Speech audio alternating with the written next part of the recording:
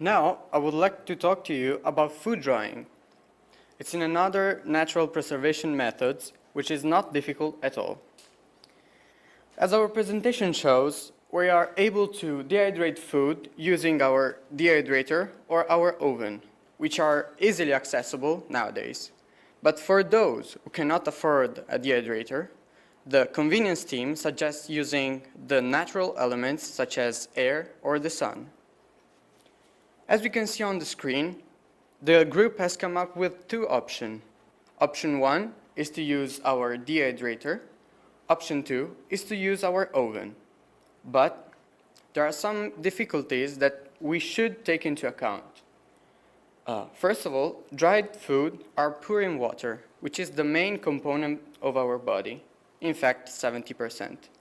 So we would have to drink some more water than we actually drink now. Furthermore, we can easily soak our food in water before eating it.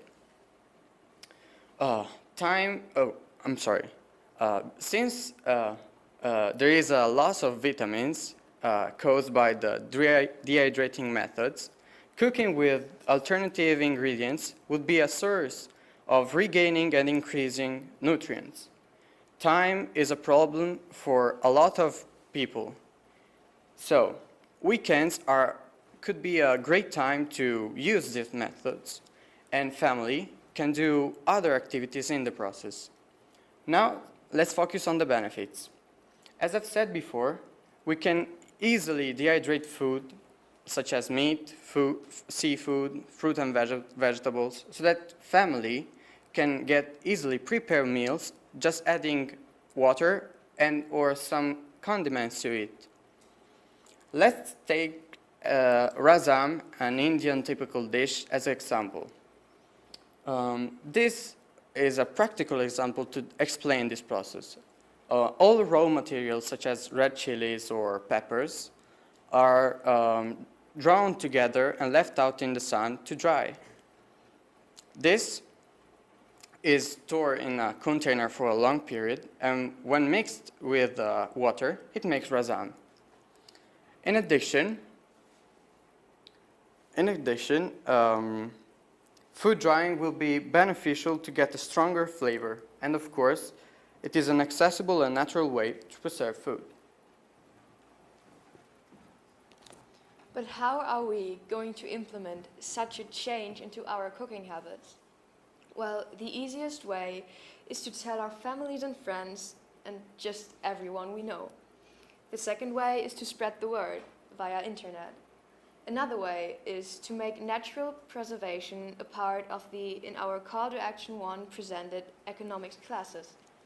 So go home, spread the word, and try natural preservation yourself.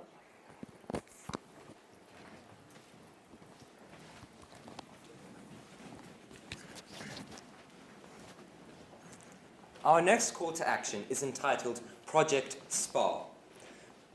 Project SPA is going to do something that has never been done before.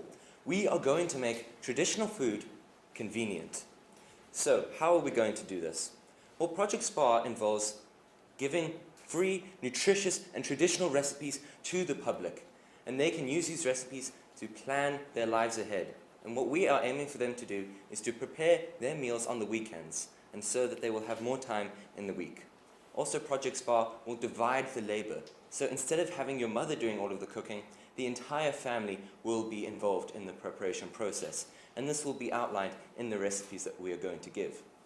Before we go and explain our method in more detail, I do believe that an explanation of our acronym is in order. Okay, so Project SPA stands for Schedules, Planners, Actors, and Recipes. So what do we mean by all of these things? By schedules, that is basically telling you that we are going to get people organized. People are now going to be managing their time properly, and they, instead of having a mad rush every evening during the week, they're instead going to be planning their meals for the whole week on the weekend. Now let's move on to planners. What do we mean by this? The planners are the people who are going to be planning the meals for the week ahead. Instead of just having one person doing it, we're going to have the entire family doing it. And we're going to plan everything. We're going to plan what we're going to eat and what ingredients to buy, etc., etc. This moves me to the next word in our acronym, and that is actors. Traditionally, it has just been the mother that has been doing all of the work in the kitchen, and so she has been the main actor therein. We do not agree with this, ladies and gentlemen. Therefore, we are striving to include the entire family in the food preparation process. Therefore, everyone in the family, from grandmothers to little kids, are going to be an actor in the food preparation process. Our last word in our acronym is recipes. We are going to include traditional and nutritious recipes for the public to get for free under Project SPAR. And first of all, we call for the establishment of collective recipe portal, where people put requirements for traditional food and how-to methods. We do not specify the form which the portal should take, as different environment calls for different portal formats. This helps us to clearly determine the requirements of each dish, thereby reducing the time taken to plan. The portal will also have a corresponding planner with recommendations of work distribution based on the size of the family. We aim to prepare the meals in advance and store for the later. This methodology is similar to the existing culture practiced in many countries, including but not limited to, for example, the USA. And to summarize, one's family would be encouraged to make use of the recipe portal or other media source during the weekend. The dish would be traditional and nutritious. After that, the labor would be divided due to the family size, according to the designed guideline. Following this, the family members would turn to a supermarket or employ other food acquisition for ingredients. And then they will divide, pack, and preserve the ingredients according to the defined dishes in the refrigerator. And in the next week, what they need to do was just fetching the ingredients and cooking. As with any project of such a nature, Project SPAR is going to require some certain startup capital. So what are these pieces of startup capital that we're going to need? They are a medium for recipe distribution, food storage apparatus, and of course, willpower. Now, for the first two of these startup capital pieces, we are going to need some money to purchase them. Now, we would advise that any institution implementing Project SPAR to use their own discretion with this. If it's a multi-billion-dollar company, we would encourage them to finance it themselves. But if it is a poor school in the middle of the Khayelitsha township in South Africa, we would rather encourage them to seek help from charities and the communities around them. Okay, so let me quickly explain what we mean by these different startup capital pieces that we need. So a medium for recipe distribution.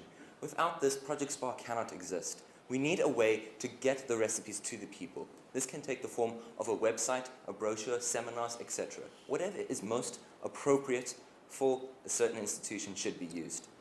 Secondly, we have food storage apparatus. Fortunately, many families already have this, and they will need this to store food for the long term. Unfortunately, there are still many families in poorer communities who cannot afford this, and we will have to work with charities to get this to them. Lastly, we have willpower. Steve Jobs once said, "Those who are crazy enough to think that they can change the world are most often the ones that do." That is exactly the point we have to emphasize with this piece of startup capital. If we do not have public buy-in into Project SPAR, then our project can never get off of the ground. If our users are not consistently proactive in using our implementation systems and by planning their meals ahead, then Project SPAR will cease to exist. Therefore, we must constantly strive to keep these people motivated, and this must be done whatever the cost may be. Okay, so that was Project SPAR. But what specific advantages does this have? How can this help us in our daily lives? Well, first of all, because the menus are decided beforehand, the time required for deciding on the meal and preparing the ingredients decrease significantly.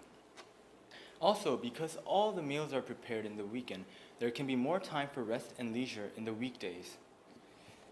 In a lot of families, only one member prepares all the meals, mostly women. With our solution, however, all members of the family has equivalent workload. Thus, this can help liberate women from kitchen duty. And because family members work together to prepare meals, the relationship between them would strengthen. Some people are unorganized, but by planning out their own schedules according to SPAR, this can help them learn time management and make an organized family overall. The aspects about Project SPAR that we have just mentioned created an ideal image of it. However, there are some difficulties that our project might encounter if you talk about the people to whom this project is addressed. The first disadvantage is based on the fact that there are many families that are not motivated to adapt to a weekly schedule. These families are, for example, lazy to buy in advance the ingredients that they need for the meals that are going to be prepared during the week, who are lazy to spend their time learning how to cook in a traditional way. How can we solve this problem?